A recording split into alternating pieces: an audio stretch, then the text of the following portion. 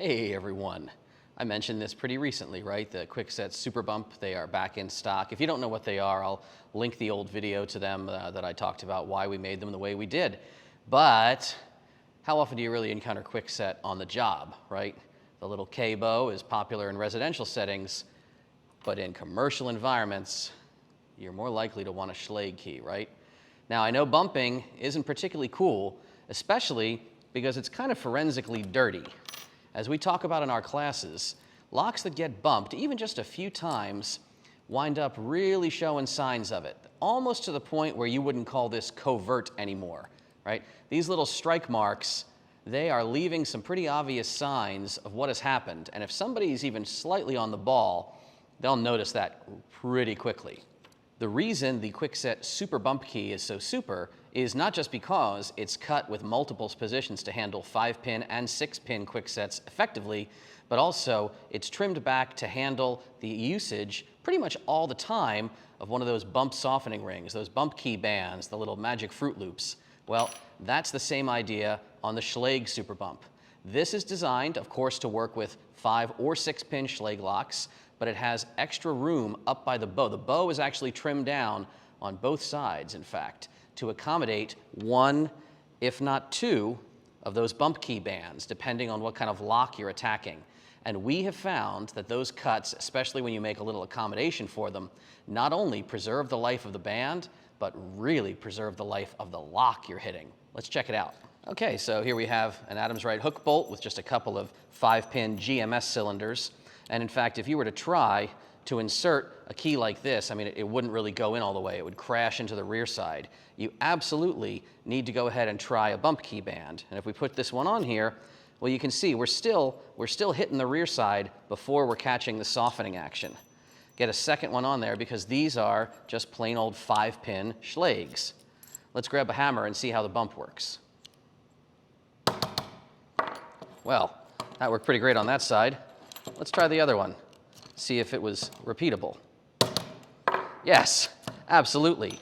But more importantly than that, how's the front of that lock look? Bang, bang. And let's say you weren't so lucky. Let's say you just aren't good at bumping. We're not even going to try to put tension on this, just going to wail on it for a while.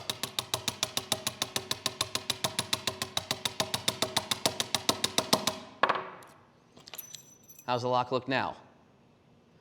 Pretty flawless.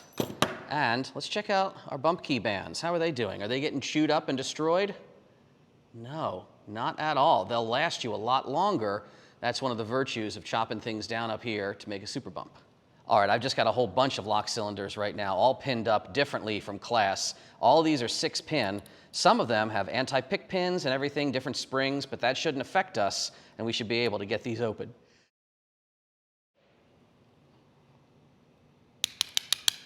Bang. Let's grab this cylinder.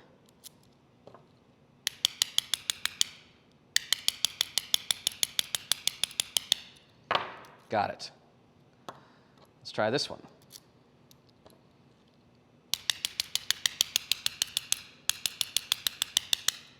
Got it. Let's try this one.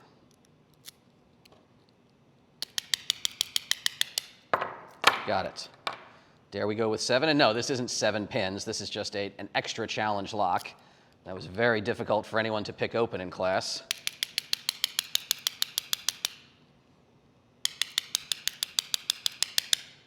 Got that one too.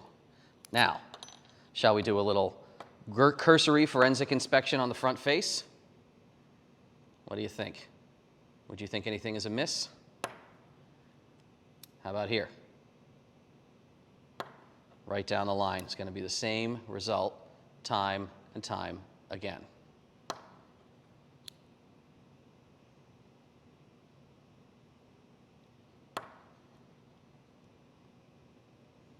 There you go.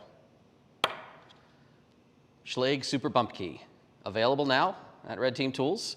We're going to try to keep them in stock. There's a lot more touch time, of course, when it comes to creating these, because we have to chop them down a whole lot more. But I'll give you not just 1, but 2 of the Magic Bump Band Fruit Loops, and they should last you quite a while with that recessed shoulder, since they don't tend to destroy themselves on the lock, and they don't tend to beat the locks up either when you use them. All right? I did happen to make a few extras of these. Didn't throw them all over at Red Team Tools just yet, so go ahead and try to win the giveaway. I'm going to put the giveaway up here this week, and it's also down in the doobly-doo.